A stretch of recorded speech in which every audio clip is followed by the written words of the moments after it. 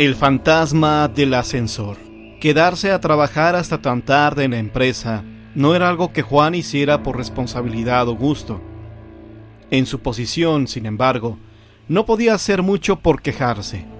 Laboraba en un enorme edificio de despachos para una empresa de seguros, que era muy estricta en cuanto a sus balances. Cada quincena era lo mismo. Tenía que ser él quien lidiara con los presupuestos que sus colegas enviaban tarde y enviar los reportes por correo electrónico, lo que desembocaba en estas tediosas horas extras. En momentos como ese, Juan se arrepentía de haber dejado su sueño de convertirse en un gran artista para estudiar contabilidad. Al parecer, la recompensa por un sueldo cada mes y estabilidad era sentirse muerto por dentro. Avanzó por un pasillo desierto arrastrando los pies y llamó al ascensor.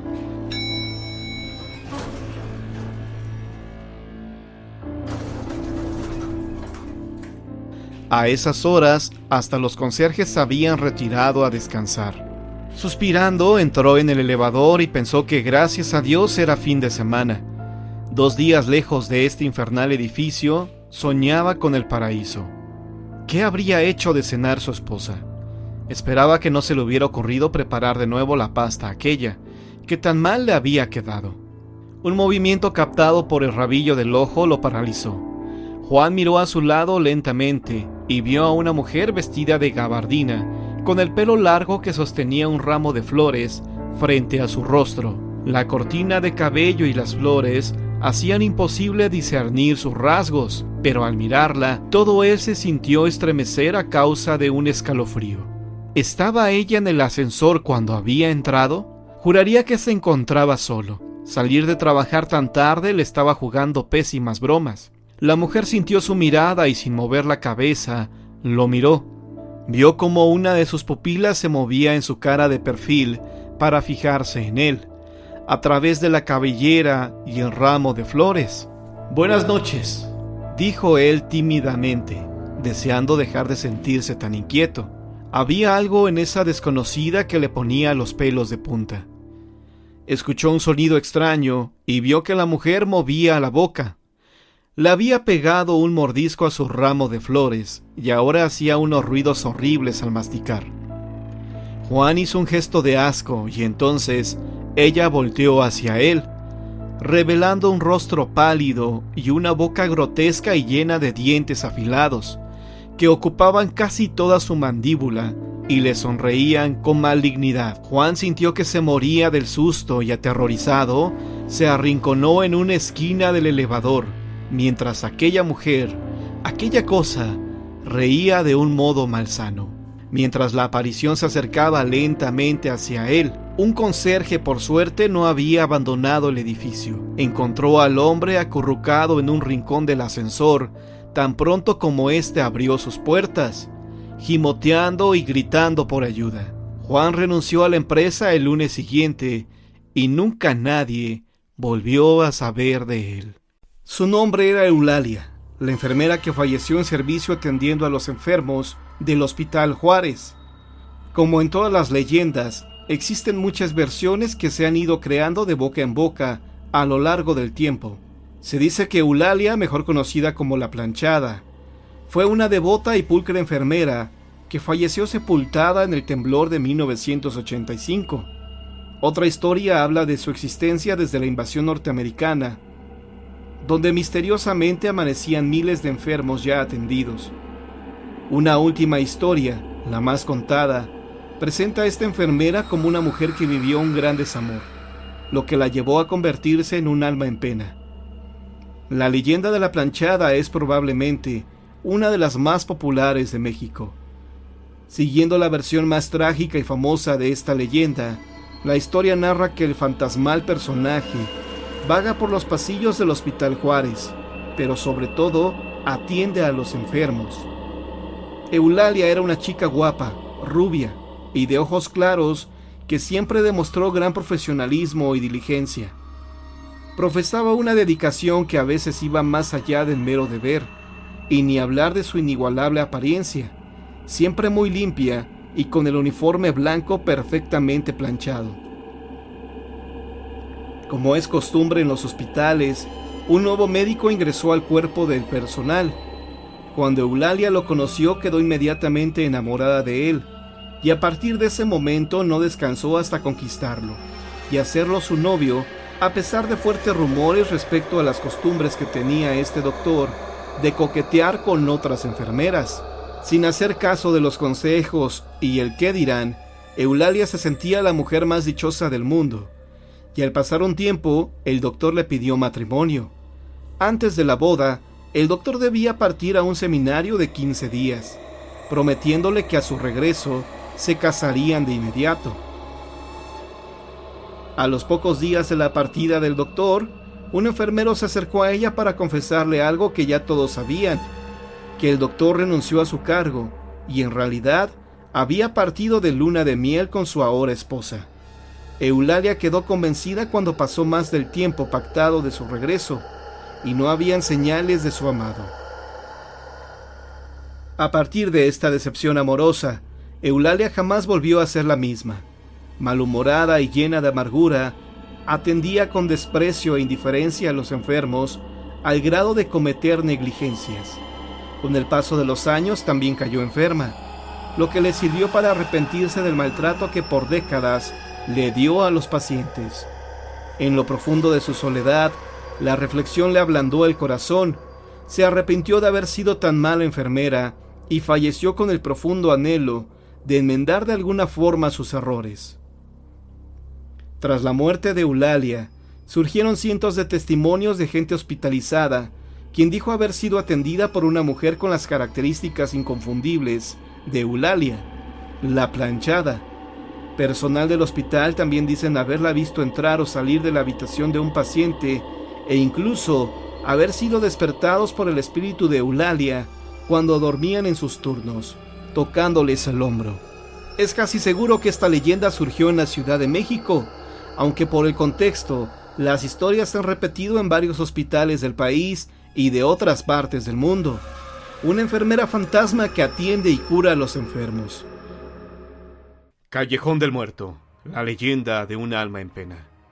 Una noche tormentosa y trágica de 1875, doña Juliana Domínguez comenzó con labores de parto.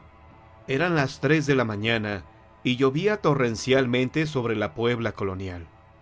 Sin embargo, el tiempo apremiaba, por lo que su esposo, don Anastasio Priego, un acaudalado hombre de la ciudad, no dudó en tomar su sombrero, su capa y su espada para ir en busca de doña Simonita, la partera.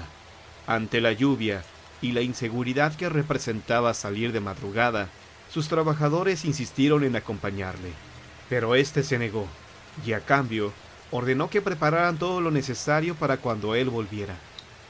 Ya de camino, don Anastasio tomó rumbo hacia la parroquia de Analco, que por aquellos tiempos también era panteón, y cruzó entre el lodo hacia la calle de Santo Tomás, hoy 5 Oriente, alumbrado solo con una lámpara de aceite.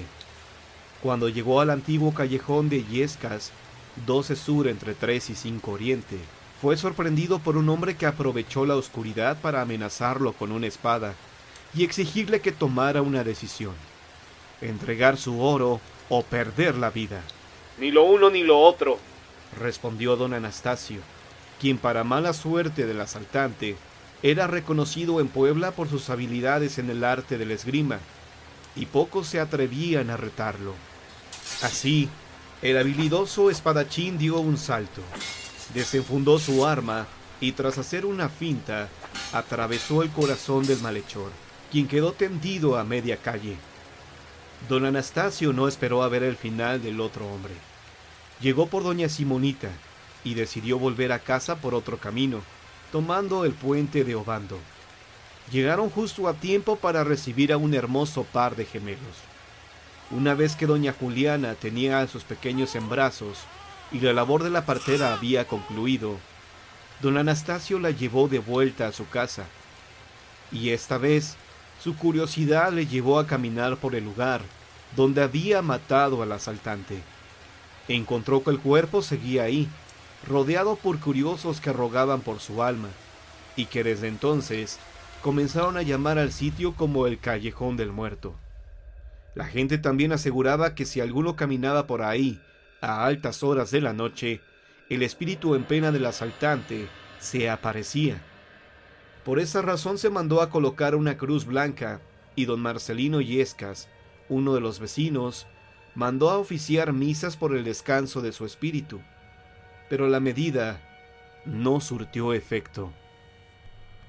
El tiempo pasó, y el fantasma del ladrón siguió en el sitio hasta que una tarde de agosto, un hombre se acercó al padre Francisco Ávila en el templo de Analco.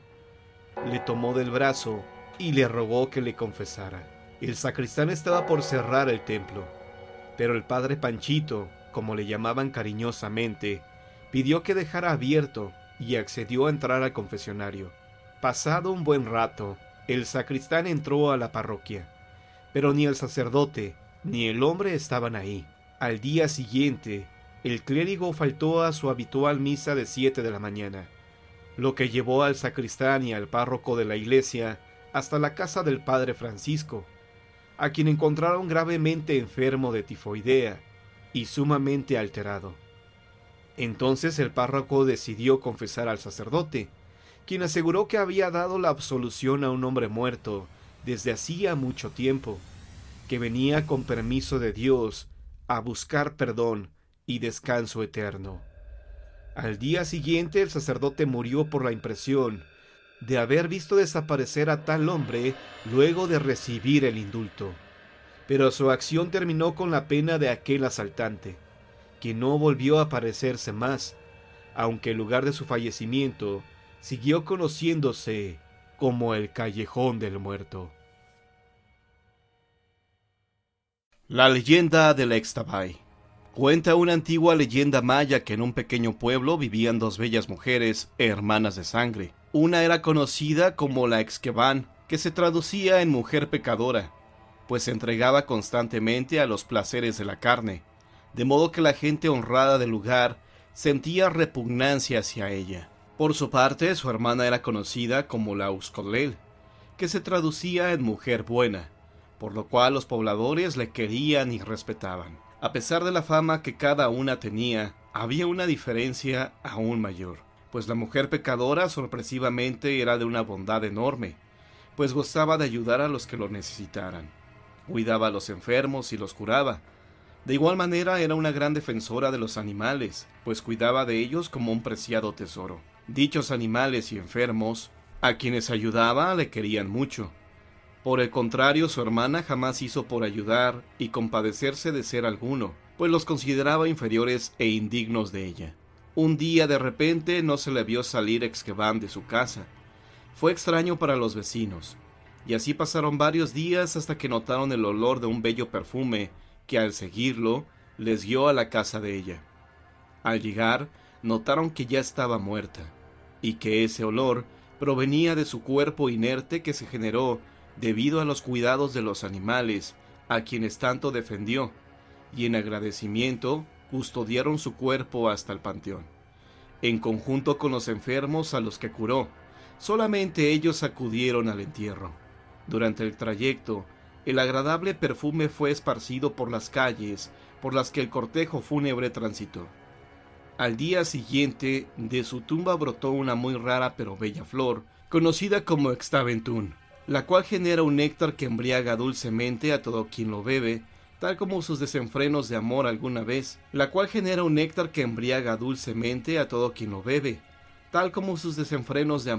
alguna vez, también envolvieron a los hombres. Su hermana, Uxcolel, sintió una profunda envidia al enterarse de aquel agradable aroma, alegando sería obra del demonio, y asegurando su cuerpo puro y casto olería aún mejor al morir, pues si el de la pecadora era bello, su pureza desataría algo mejor. Al poco tiempo Uxcolel murió.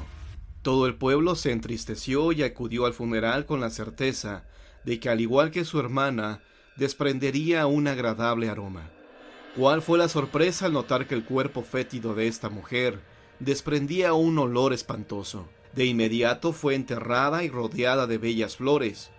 Caso extraño notar al día siguiente que se encontraban ya marchitas, y en su lugar había surgido otra de nombre Exacam, que en realidad era un cactus muy espinoso y con el mínimo roce causaba un dolor profundo. Es de este cactus donde brota una flor que, a pesar de ser tan bella, no desprende hedor alguno. La envidia era tal, que aún después del deceso de la buena mujer, pensó que la suerte que el cuerpo de su hermana había corrido fue debida a la mala conducta que llevaba en vida, sin pensar que en realidad se debía a la esencia de su ser. Fue su nobleza la que se había recompensado en Exqueban, y no la fama que se había creado. La hermana envidiosa logró convocar a los malos espíritus que le concedieron el don de regresar al mundo terrenal cada que ella quisiera, habiendo ya adoptado aparentemente las actitudes de la mujer pecadora. Las únicas actitudes aprendidas fueron las de la pasión desmedida, mas no de la nobleza, por lo que se dice que aún en nuestros tiempos se deja ver por algunos hombres que ella considera interesantes, a los que llama al aparecerse debajo de un árbol de ceiba, mientras peina su larga cabellera con una pieza de hexacam, seduciéndolos hasta hacerlos suyos, y posteriormente les quita la vida en medio de tan desbordado ardor. Leyenda del aparecido de Chambergo. Asistir de mañana a los oficios religiosos era una de las más añejas costumbres entre las familias de Aguascalientes. Con frecuencia se veía al jefe de la casa acompañado de su esposa y sus hijos, cumpliendo con la devoción de asistir a la misa del alba para quedar tranquilos durante el día.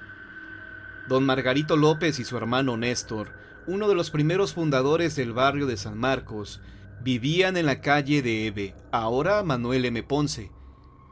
Sus residencias eran de las mejores de la cuadra, en cantera rosa, decorada al estilo dórico y ricamente amuebladas. Se decía que eran los propietarios de las enormes huertas que casi daban al río de los Pirules, y su fama de adinerados se conocía por toda la villa, así como de los hombres piadosos y caritativos.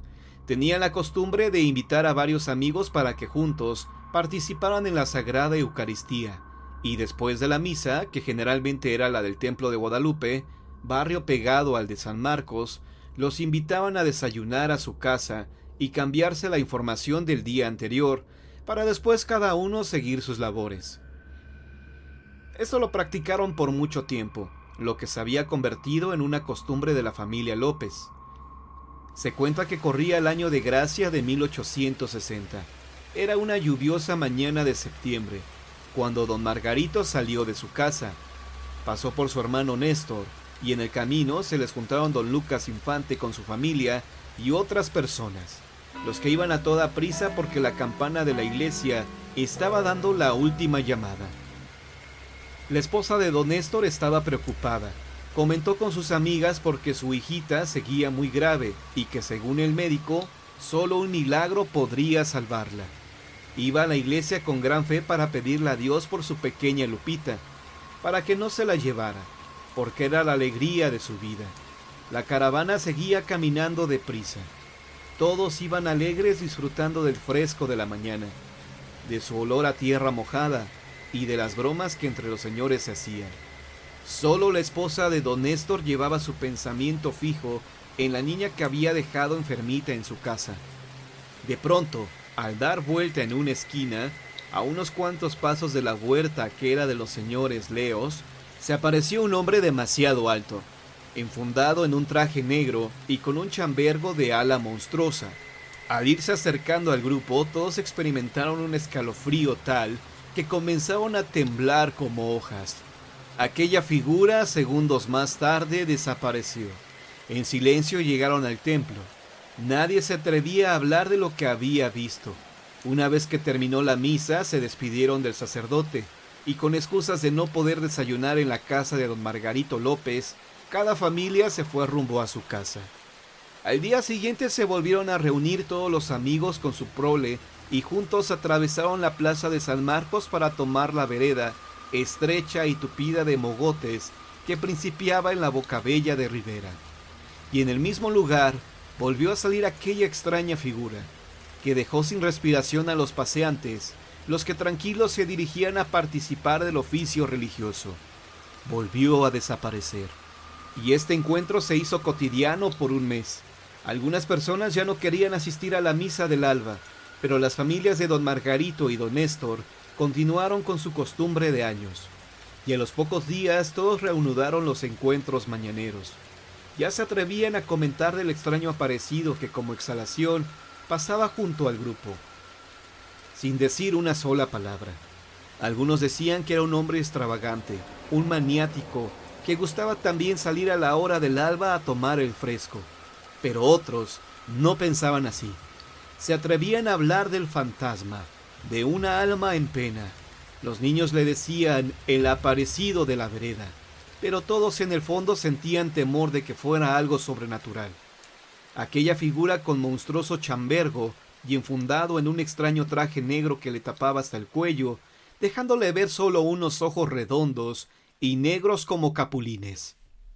Un día, en el mes de noviembre de ese año, cuando el grupo presidido por don Margarito iban rezando el rosario a la Virgen de Guadalupe, cuando de pronto el aparecido no solo pasó cerca de ellos, sino que se paró y con una voz de ultratumba y dirigiéndose a don Néstor, dijo: «Tú, don Néstor, tienes una enfermita, llévame con ella, yo te la curaré».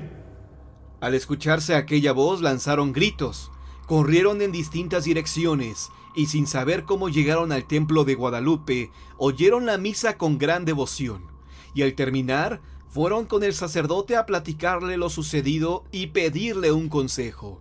¿Sería bueno regar agua bendita por todo el camino? ¿Podrían dar parte a la policía? El capellán les aconsejó que accedieran a la petición de aquel hombre, que a veces sabía cosas inexplicables y a lo mejor podría ayudar a la niña de don Néstor, que se estaba muriendo. Haciendo alarde de machismo, los amigos de los señores López se ofrecieron a acompañarlo al día siguiente. No así las señoras y los niños, los que se habían enfermado del susto, y por ningún motivo querían volver a pasar por las huertas del señor Leos. Al llegar al lugar señalado, se les volvió a aparecer el fantasma. Al preguntarle a don Margarito si era de esta vida o de la otra, el hombre retrocedió 2 pasos hacia atrás y dijo: «Mi deseo es curar a la niña». Sin decir una palabra más, desapareció. Después que regresó don Néstor a su casa, supo que aquel individuo se encontraba en la habitación de su hija. Decía un rezo muy largo, con gran devoción y ademanes extraños. Puso una mano en la cara de la pequeña, la que quedó estampada para siempre. Poco a poco la hija de don Néstor abrió los ojos, se sentó en la cama y pidió de comer. A los 4 días Lupita estaba jugando en el jardín de San Marcos, con sus amiguitas, como si nada le hubiera pasado. Solo en su carita tenía una marca como de dedos pintados. Desde aquel día el hombre del monstruoso chambergo desapareció para siempre, pero la familia de los López siguió con sus costumbres de asistir diariamente a sus oficios religiosos. Cambiaron de vereda, no volvieron a pasar más por la calle de Rivera. Ahora su camino era la calle de Democracia, ahora Eduardo J. Correa, para así poder llegar al templo. Aquel hecho insólito fue muy comentado no solo en el barrio, sino en todo Aguascalientes, y todavía por el año de 1880 se hablaba de lo que les había sucedido a los López, pero ya se platicaba como una leyenda.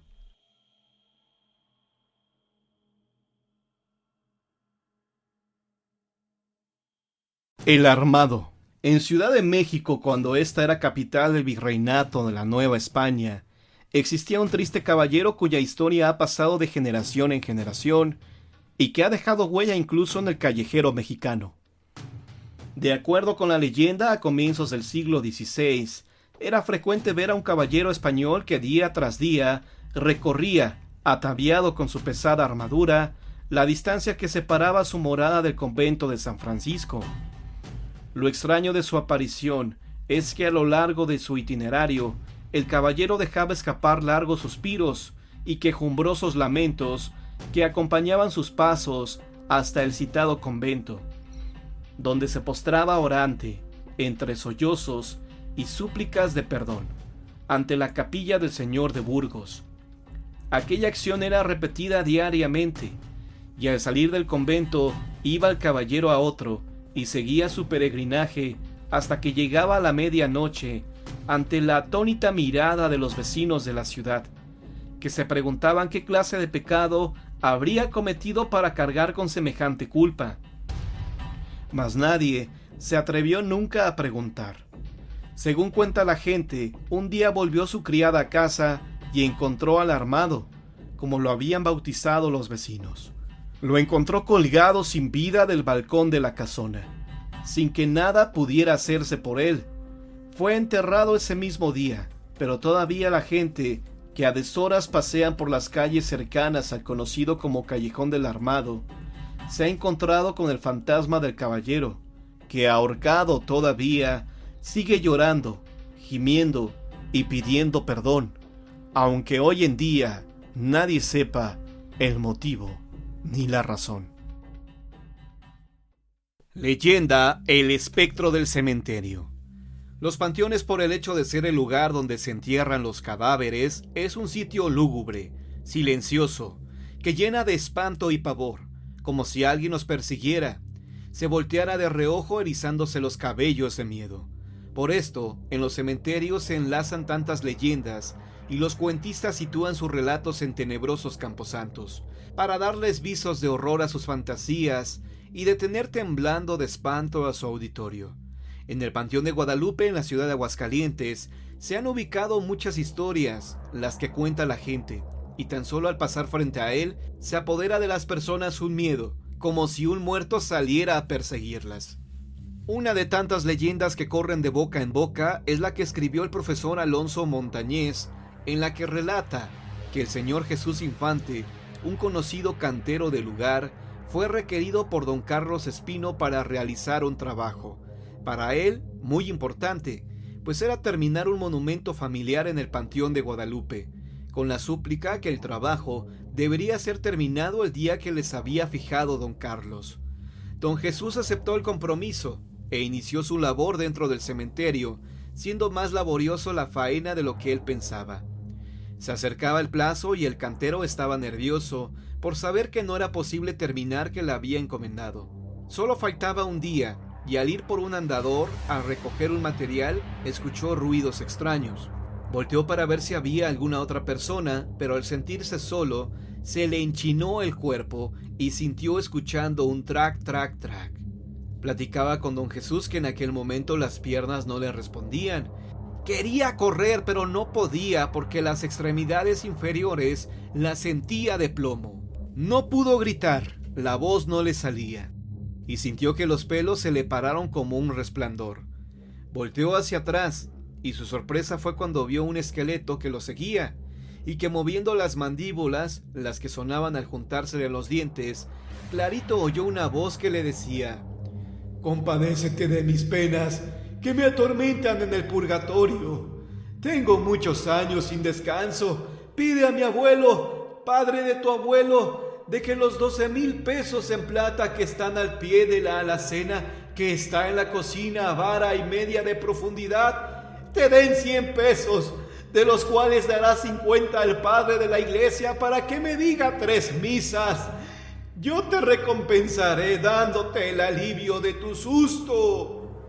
Si no cumples con mi encargo, no sanarás». El pobre hombre no supo qué hacer. Al ver al esqueleto caminando y meneando las mandíbulas, con voz de ultratumba que se dirigía a él, pensó que iba a caer privado, pero sintió que una fuerza sobrenatural lo sostenía, y de pronto pudo moverse y salir despavorido, sintiendo tras de él el esqueleto que parecía lo correteaba. Corriendo llegó a la puerta del cementerio, jurando no volver más a este lugar y dejando toda su herramienta cerca del monumento. Pero su responsabilidad fue más grande que su miedo, y acompañado de un amigo, volvió al día siguiente para terminar con su compromiso. El cantero platicó a su compañero lo que le había ocurrido el día anterior, y los dos estuvieron trabajando, volteando para todos lados con el temor de que en cualquier momento se le fuera a aparecer el esqueleto que le había hablado y ellos cayeran privados del susto. Pero no fue así. Durante el tiempo que permanecieron en el cementerio, No se escuchó ni el más leve ruido. Todo era un silencio sepulcral. Don Jesús comenzó a estar muy enfermo. Un temblor como de frío se apoderaba de él, y las piernas poco a poco se le fueron paralizando, al grado de que no pudo caminar más. Traía en la mente lo que le había pedido el esqueleto que lo persiguió por el Panteón de Guadalupe, lo que no lo dejaba estar tranquilo ni de noche ni de día. Habló con un pariente, le contó lo sucedido, y en una silla de ruedas lo acompañó a sacar el entierro, pidiéndole el dinero para mandar decir las misas que el difunto necesitaba para poder salir del purgatorio. Quería hacer el encargo antes de morir, pues realmente se sentía muy enfermo. Después de haber cumplido lo que le había indicado la calavera, don Jesús comenzó a sentir alivio. Poco a poco empezó a sentirse mejor, hasta haberse recuperado totalmente. Aquel suceso que le ocurrió le había dejado una huella profunda, y cada vez que tenía oportunidad lo contaba a sus amigos. En una ocasión que se lo refirió a un pariente lejano, éste le dijo: Hace muchos años le pasó lo mismo a Joaquín Sánchez, cuando fue a visitar la tumba de su madre al Panteón de Guadalupe. Al escuchar Joaquín que un esqueleto se acercaba a él y que de las mandíbulas salía una voz de ultratumba, él salió despavorido saltando por la pared del cementerio y como un loco furioso llegó a su casa. Platicó a su mujer lo que le había pasado y desde ese día comenzó a estar enfermo. Solo que a él no solamente se le paralizaron las piernas, sino... pobre, quedó lelo. Perdió el habla y al poco tiempo falleció. La historia del esqueleto del cementerio era conocida por todo el lugar. No se habló de otra cosa en mucho tiempo, siendo una de las tantas leyendas que corrieron por Aguascalientes en el siglo pasado, y que todavía se cuenta en el barrio de Guadalupe al hablar de este cementerio.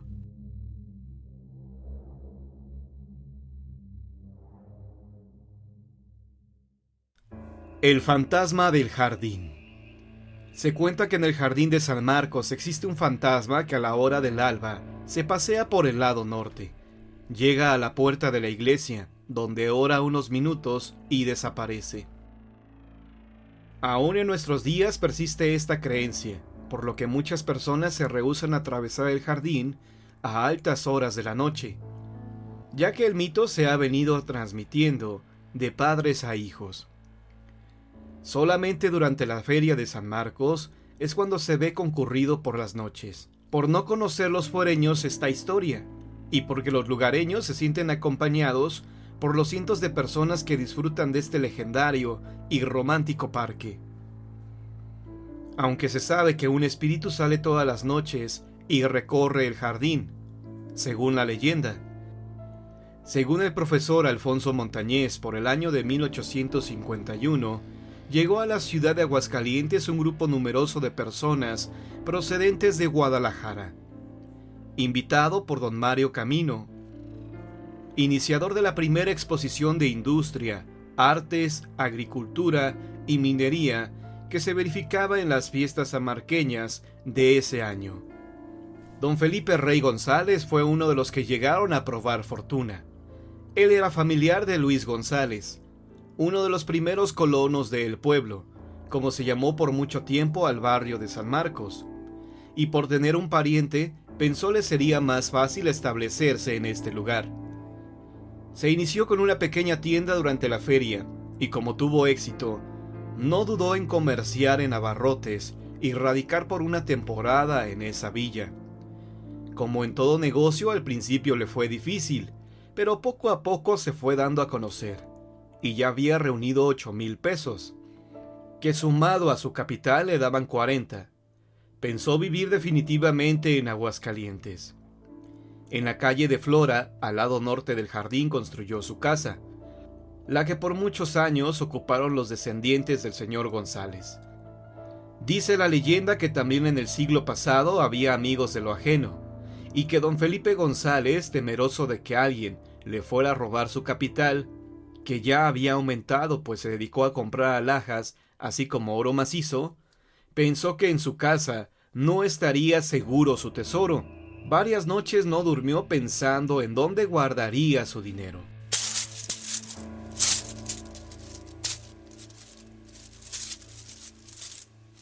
No lo comentó ni con su mujer por el miedo que ésta tuviera alguna indiscreción con alguien, y pensó que el lugar más seguro sería el jardín de San Marcos. Nadie iba a pensar que en ese lugar se enterrara un tesoro, y mucho menos iban a escarbar para buscar dinero. Y al pie de un gran fresno, entre un gran bosque de rosales, en el ángulo norte y oriente del jardín, una noche oscura, azulado únicamente por una vela de cebo, la que se le apagaba a cada instante por el aire, don Felipe enterró una caja de lámina y madera, de buen tamaño, en donde había depositado su tesoro. El señor González, que aún tenía su negocio, con frecuencia pasaba frente a su entierro, invitaba a sus amistades a tomar el fresco en el jardín, y se sentaba frente a su caudal de dinero enterrado. Invitaba a sus amigos a charlas, a jugar albures, haciendo apuestas fabulosas, o de perdida entretenerse con la matatena. Así pasó algún tiempo. Un día, un grupo de amigos de don Felipe comenzaron a jugar albures. Todo era alegría y entusiasmo. Pero según el relato, alguien hizo una trampa y comenzó el jaleo. Hubo insultos, gritos y de pronto salieron a relucir las pistolas. Y sin más, se escucharon varios tiros. La gente se dispersó despavorida. A un hombre que corría por la esquina de Flora y Rivera le alcanzó un tiro que lo dejó instantáneamente muerto. 2 más fueron heridos gravemente. Don Felipe Rey González palideció ante aquel zafarrancho y no supo qué hacer. Aterrado volteaba a ver a su tesoro e inmóvil permaneció un rato en ese lugar hasta que llegó la policía y sin más se lo llevaron preso hasta que se aclarara aquel pleito donde habían muerto y 2 heridos. Durante algún tiempo, don Felipe estuvo preso. Una de sus más grandes preocupaciones era el entierro que tenía en el jardín de San Marcos, es decir, su tesoro, del que nadie se había enterado. Aquello lo hizo enfermarse gravemente. Tenía una pena moral que nadie conocía y lo que lo estaba acercando a la tumba. El señor González se encomendó a la Virgen del pueblito. Le ofreció parte de su tesoro, así como una misa solemne de 3 padres, orquesta y cohetes, si salía de aquel tormento y continuaba con su vida normal, ya que él no había sido culpable del pleito entre sus amigos. Un buen día, sin más ni más, le notificaron a don Felipe Rey González que salía por falta de méritos. No lo podía creer. Se pellizcaba para ver si no soñaba, y al estar frente a la puerta de salida del reclusorio y ver a su familia y amigos, no pudo más que ponerse a llorar. Antes de llegar a su casa, pidió bajarse en el jardín de San Marcos. Caminó por el lado norte hasta llegar a su rosal consentido, en donde estaba enterrado su tesoro, para después disponerse a llegar a su casa, en donde le esperaba una fiesta que le habían organizado sus amigos. Al pasar los días de euforia, tranquilidad y alegría, don Felipe continuó en su vida cotidiana. Hablaba de lo bien que le hacía caminar por el jardín, sentarse ahí para recibir el fresco y escuchar el trino de los pájaros. Y sus amigos llegaban a jugar albures en aquel lugar de reunión que había hecho don Felipe Rey González. Pasado algún tiempo, el señor González volvió a estar muy enfermo. No levantaba la cabeza. Lo único que lo hacía revivir era dar una vuelta por el jardín, lo que pedía mañana y tarde. Pero llegó el día que el pobre hombre no podía caminar. Había perdido el aliento hasta para hablar, y así se le fue apagando la vida. Antes de morir, quiso hablar con su mujer, pero ya no pudo. Le señalaba el jardín, el templo, pero nadie entendió lo que era su última voluntad. El ofrecimiento que le había hecho a la Virgen del pueblito nunca lo cumplió, y con ese remordimiento se fue a la tumba. Según la leyenda, nadie supo del tesoro. No se sabe si alguien lo encontró o todavía se encuentra sepultado en ese lugar. Pero sí que después de su muerte, los vecinos aseguraban que se aparecía todos los días, a la misma hora en el jardín de San Marcos. Que se le veía caminando por el lado norte, llegaba a la puerta de la iglesia de San Marcos y desaparecía. Y así nació la leyenda del fantasma del jardín, de la que todavía se habla, sin saber cuáles son los orígenes de ella. El libro del cáliz. Un hombre maduro, entrado en años, procedente de Europa, Llegó a establecerse en Veracruz. Lo que llamó la atención es que llegó con varios baúles muy pesados. Su cara era modesta. Lo que llamaba la atención de los vecinos es que por las noches se escuchaban ruidos extraños. Golpes, ruidos de sierra, que estaban clavando. Se empezaron a tejer historias, pero a los pocos días todo se aclaró. El hombre abrió una librería de viejo donde vendía, compraba e intercambiaba libros. Llamaba la atención lo antiguo de los volúmenes y lo perfecto de las ilustraciones. Cuando algún cliente le preguntaba sobre cuestiones personales o por el origen de los libros, el propietario se mostraba reservado y un poco hosco. Joaquín, un joven español, empezó a hacerse cliente frecuente del lugar, pues buscaba un libro religioso. Conocía ya todos los volúmenes del lugar e interrogaba al propietario, que se mantenía en su parca actitud, hasta que descubrió, en el fondo de un librero, un volumen que no había visto nunca, un poco polvoriento con las portadas maltratadas y con la ilustración de un cáliz, la cual se le hizo muy rara y llamó poderosamente su atención. Cuando preguntó el precio, casi se va de espaldas porque era estratosférico. Joaquín tomó el valor de llevarse el libro y regresarlo al día siguiente. Pudo hacerlo de manera muy sencilla, casi sin dificultad, porque el viejo no se dio cuenta. El único detalle es que el camino de regreso a casa se le tornó muy pesado y se cansó muchísimo.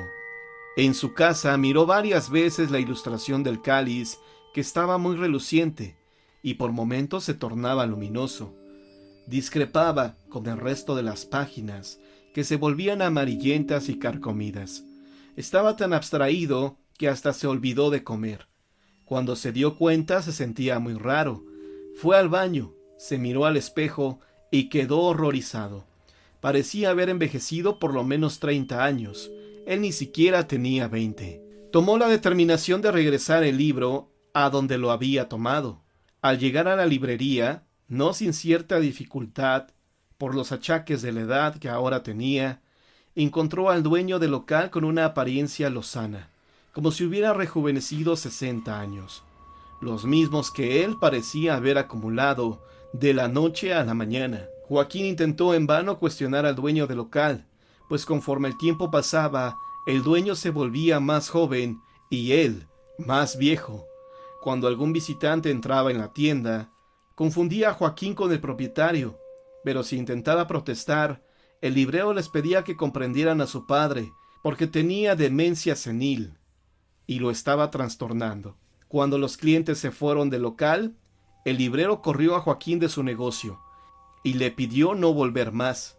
Incluso le recomendó no volver a tomar nada sin permiso. Luego tomó el libro del cáliz y lo dejó en un sitio escondido entre los libreros.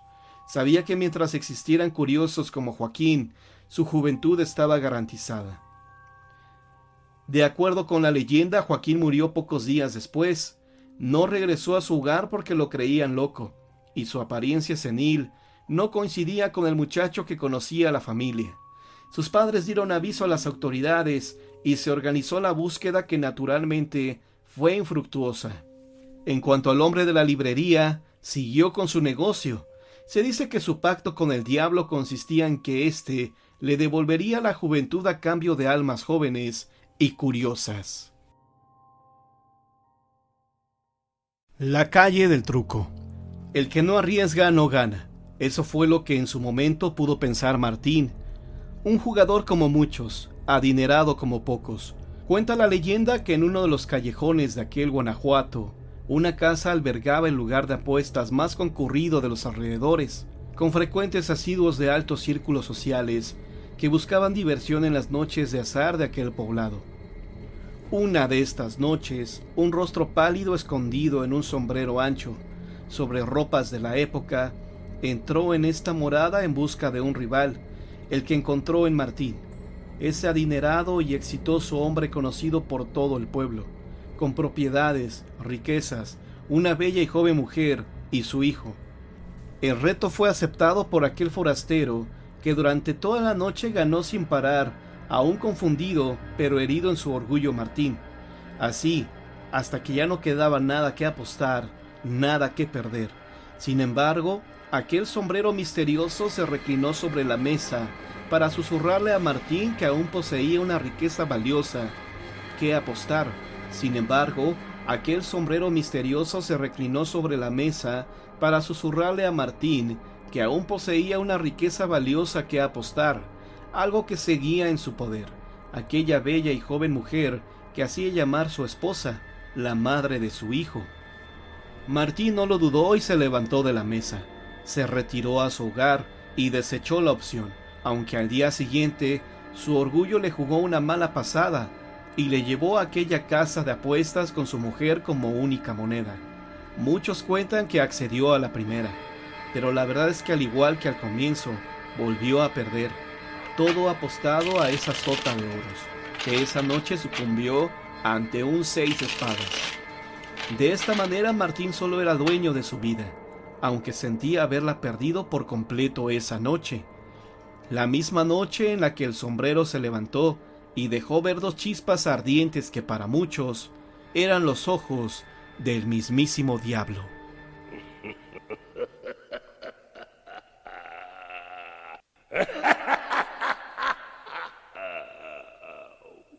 La mano de la reja. Se cuenta que don Juan Núñez de Castro y su hija Leonor se establecieron en la antigua Valladolid. Su casa está sobre la calzada de Guadalupe.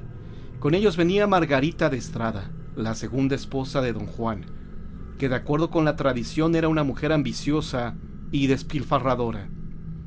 La leyenda destaca la hermosura de Leonor, rubia, delgada y de ojos azules.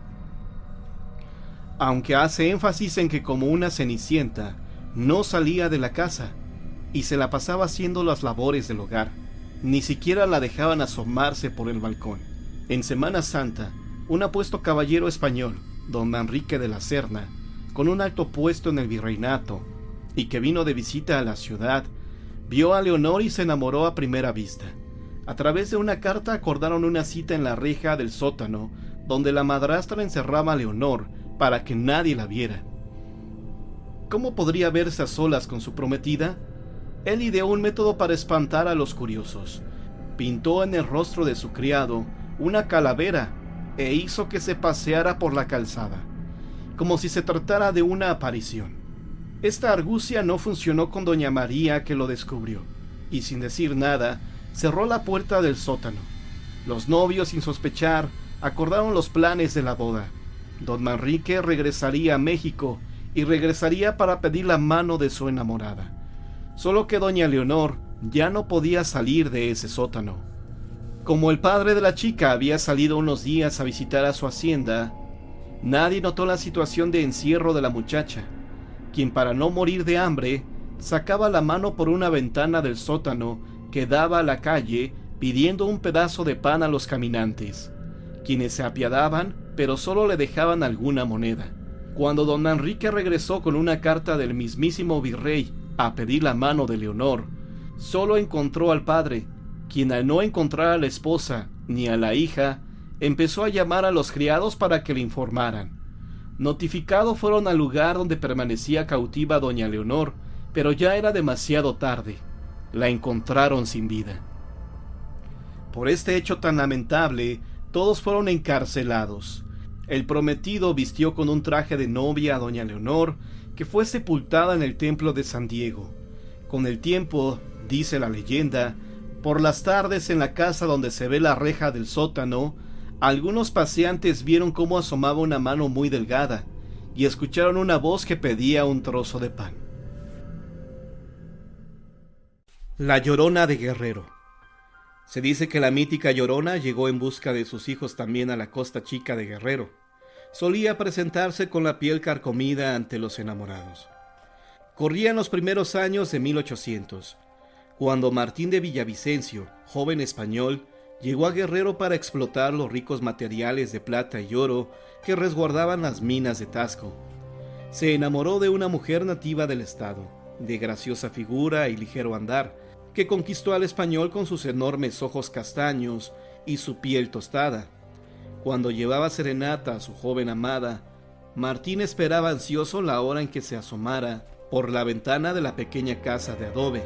Esperaba pacientemente, sin embargo, En lugar de presentarse la bella mujer, vio ante él una figura insólita cubierta por un manto blanco. El caballero sintió que la piel se le erizaba, pues conforme alzaba la vista, descubrió unos pies carcomidos y enlodados. El espanto fue mayor al vislumbrar que la figura no era sino una calavera infernal.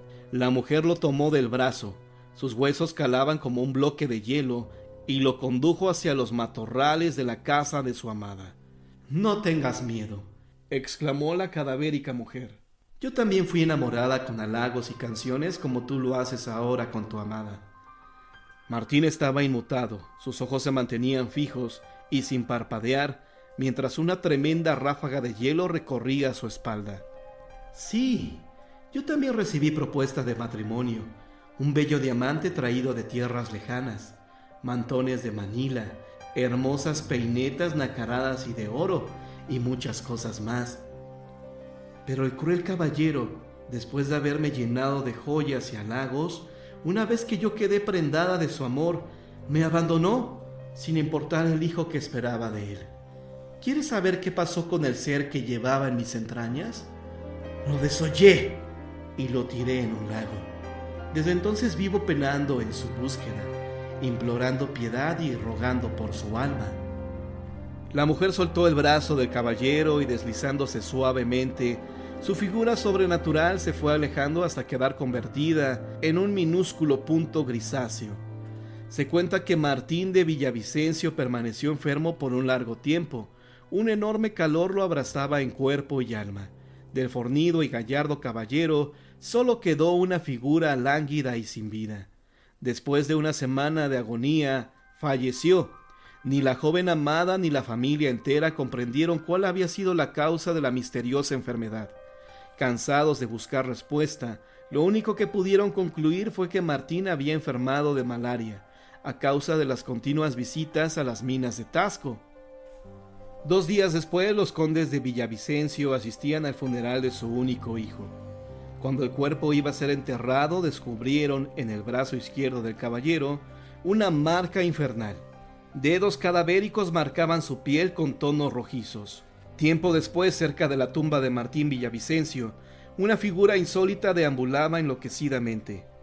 Había quien aseguraba escuchar un terrorífico quejido que cimbraba la costa entera.